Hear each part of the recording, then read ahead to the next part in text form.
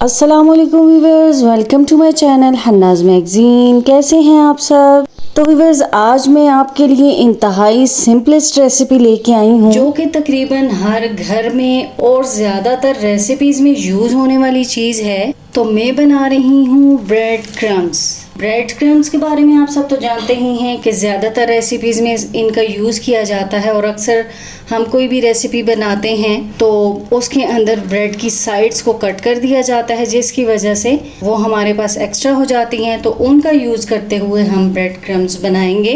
लेकिन अगर आपके पास ब्रेड की साइड्स मौजूद नहीं, ब्रेड मौजूद है और एक्स्ट्रा भी है यानी कि लेफ़्ट ओवर ब्रेड मौजूद है, तो आप इसका यूज़ भी कर सकते हैं। तो सबसे पहले हमें करना ये होगा कि ब्रेड की साइड्स या ब्रेड को ले लेंगे और इसको यूं तोड़ लेंगे और तोड़ के छोटे छोटे से पीसेस में तकसीम कर देंगे। ब्रेड को हम इसलिए तोड़ रहे हैं ताकि ग्राइंडिंग के दौरान कोई मुश्किल ना हो, ग्राइंडर इजीली इनको ग्राइंड कर सके, क्योंकि अक्सर ग्राइंडर चीज़ों को ग्राइंड करने में शरारत करते हैं। तो बस इस तरीके से छोटे छोटे से अनइवन पार्ट्स में हम इसको डिवाइड कर लेंगे। अगर आपके पास ब्रेड की सिर्फ साइड्स मौजूद हैं इस तरह से, तो उनको भी इसी तरीके से तोड़ लेंगे। तो अब हमें चाहिए होगा इस तरह से एक ग्राइंडर जग और इसमें डाल देंगे अपने ये ब्रेड के पीसेस और अब इन सारे पीसेस को ग्राइंड कर लेंगे। ये देखिए, यहाँ पे हमने ब्रेड को ग्राइंड कर लिया है और ये अच्छे से एक फाइन पाउडर की शक्ल में आ चुके हैं। तो अब हम बढ़ेंगे अपने नेक्स्ट स्टेप की जानिब। नेक्स्ट स्टेप पे बिल्कुल लो फ्लेम पे हम एक पैन या कोई भी बर्तन चूल्हे पे रख देंगे। फ्लेम बिल्कुल लो होना चाहिए और इस पैन को थोड़ा सा गर्म होने देंगे। पैन के गर्म होते ही हम इसमें डाल देंगे अपनी ये ग्राइंड की हुई ब्रेड साइड्स और इनको बिल्कुल लो फ्लेम पे हम चलाते हुए रोस्ट कर लेंगे। इस पैन में हमने कोई भी ऑयल वगैरह नहीं डाला, बिल्कुल ड्राई फॉर्म में ही हम इनको रोस्ट करेंगे। तब तक हम इनको रोस्ट करेंगे जब तक इन पे अच्छा सा गोल्डन कलर नहीं आ जाता और ये क्रिस्पी क्रंची नहीं हो जाते। जैसे ही इनका कलर चेंज होगा तो हमें आइडिया हो जाएगा कि ये क्रिस्पी हो चुके हैं। लेकिन याद रहे कि फ्लेम बिल्कुल लो रखेंगे ताकि ये जलने ना पाए और वक्फे वक्फे से यूं चम्मच भी चलाते जाएंगे ताकि इन पे सारी तरफ इक्वल कलर आ जाए। वैसे तो देखने में ये ब्रेड क्रम्स एक एक्स्ट्रा और वेस्ट शुदा चीज़ ही लगती है, लेकिन हकीकत में ये बहुत ही कमाल की चीज़ है। जो लोग ब्रेड क्रम्स का यूज़ करते हैं कोटिंग में, वो लोग तो जानते ही हैं कि कितने अच्छे हमारे स्नैक्स बन जाते हैं इन ब्रेड क्रम्स के साथ। और हम जिस भी स्नैक के अंदर कोटिंग के लिए इन ब्रेड क्रम्स को यूज़ करते हैं तो वो स्नैक कितनी शानदार क्रिस्पी और क्रंची हो जाती है और इतना ज़बरदस्त उसका टेक्सचर होता है, कमाल की चीज़ बन जाती है। तो इस तरह से हम किसी भी वेस्ट हो जाने वाली चीज़ को रीयूज़ करते हुए उसे यूज़फुल बना के वेस्ट होने से बचा सकते हैं। देखिए, साथ ही साथ इस पे गोल्डन कलर आता जा रहा है।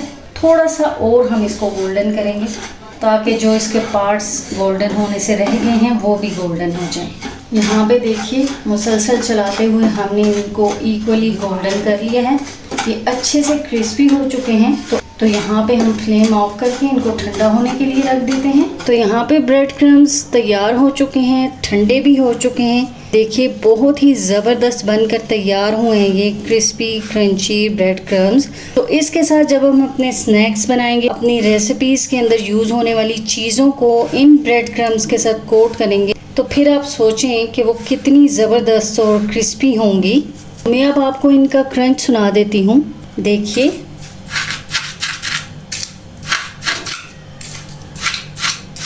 तो देखा आपने कितने ज़बरदस्त क्रिस्पी और क्रंची हैं ये हमारे ब्रेड क्रम्स। अब हम इनको किसी भी एयर टाइट कंटेनर में बंद करके स्टोर कर लेंगे। सर्दियां हों, गर्मियां हों, लंबे टाइम के लिए स्टोर हो सकते हैं, बिल्कुल भी ख़राब नहीं होते क्योंकि ये बिल्कुल ड्राई हो चुके हैं। इनमें किसी भी किस्म की नमी मौजूद नहीं है। किसी भी चीज़ में नमी मौजूद हो तो वो स्टोरेबल नहीं रहती, जल्दी ख़राब हो जाती है। तो इसीलिए हमने इनको ड्राई रोस्ट किया है ताकि ये लंबे अरसे तक स्टोर हो सकें। तो इसी तरीके से आप क्विकली इजीली ब्रेड क्रम्स घर पे बना सकते हैं। जब आप इतने इजीली घर पे ब्रेड क्रम्स तैयार कर सकते हैं तो फिर मार्केट से ख़रीदने की क्या ज़रूरत।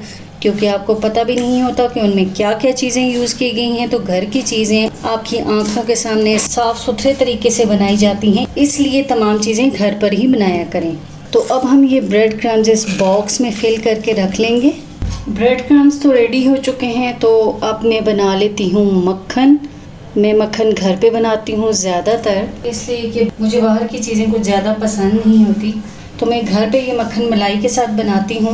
एक बॉक्स के अंदर मलाई स्टोर करती रहती हूँ, तो जब वो बॉक्स फिल हो जाता है तो फिर मैं उससे मक्खन बना लेती हूँ। और मक्खन ऐसी चीज़ है कि जो डिफरेंट रेसिपीज़ में यूज़ भी होता है, बहुत ज़बरदस्त होता है घर का मक्खन। इसकी तासीर भी ठंडी होती है, गर्मियों में आप इसको ज़रूर इस्तेमाल किया करें। तो मक्खन की रेसिपी ऑलरेडी मैं चैनल पे शेयर भी कर चुकी हूँ, आप वहाँ से भी विज़िट कर सकते हैं। एक ग्राइंडर जग ले लेंगे, इस जग में डाल दूँगी 2 गिलास के करीब पानी।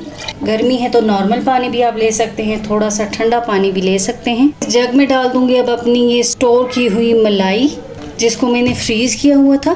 जब आपने इसको बनाना हो तो रात में इसको निकाल लिया करें और सुबह बना लिया करें, तो ये मेल्ट हो जाएगी, क्योंकि फ्रीज़र में तो ये फ्रीज़ हो चुकी होती है। तो इसमें से 2 से 3 टेबल स्पून हम इस जग में डाल देंगे। ये मलाई जो मैं स्टोर करती हूँ और जिससे मक्खन बनाती हूँ, ये बहुत ही मज़े की होती है, यानी बिल्कुल भी खट्टी या कड़वी नहीं होती। तो अब हम इसको बस ग्राइंड कर लेंगे सिंपली। तो जब हम इसको ग्राइंड करेंगे तो ये एक तरफ जमा होना शुरू हो जाएगी, तो उस तरह से मक्खन बन जाएगा। 2 से 3 बार ग्राइंड करने के बाद ये देखिए लस्सी अलग हो चुकी है और मक्खन अलग हो चुका है। तो अब हम इस मक्खन को निकाल लेंगे और इसी तरह से सारी मलाई का मक्खन बना लेंगे। मक्खन तो तैयार हो चुका है। अब इसमें से एक्स्ट्रा पानी यानी कि लस्सी निकालने के लिए 1 से 2 इस तरह से बर्तन ले लेंगे। इनमें इस तरह से सही से चिल्ड पानी डाल लेंगे। ये मैंने बर्फ़ बनाने के लिए रखा था, लेकिन सही बर्फ़ नहीं जमी अभी।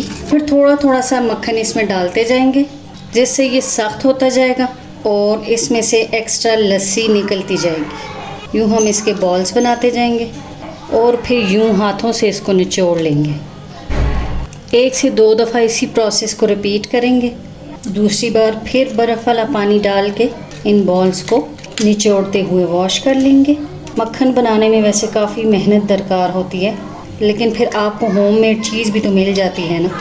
तो व्यूअर्स, ब्रेड क्रम्स भी रेडी हैं, जिनके ऊपर मैंने ये लिख दिया है ताकि ढूंढने में आसानी हो। और दूसरी तरफ हमारा मक्खन भी रेडी हो चुका है।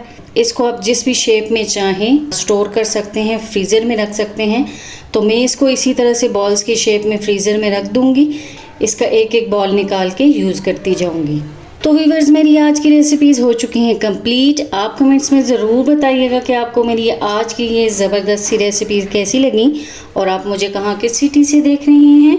इसी के साथ व्यूअर्स, मेरी इसी तरह की ज़बरदस्त सी रेसिपीज़ देखने के लिए मेरे चैनल को लाइक एंड सब्सक्राइब कर दिया करें और बेल आइकन को भी ज़रूर प्रेस किया करें, ताकि मेरी तमाम नई आने वाली वीडियोज़ की नोटिफिकेशंस इजीली आप तक पहुंच पाएँ। तो viewers, chemical and preservative free recipes के साथ ही मुझे दीजिए इजाज़त। नेक्स्ट हाजिर होंगे फिर किसी ज़बरदस्त सी हेल्दी होममेड रेसिपी के साथ। तब तक के लिए अल्लाह हाफिज़ एंड बाय बाय।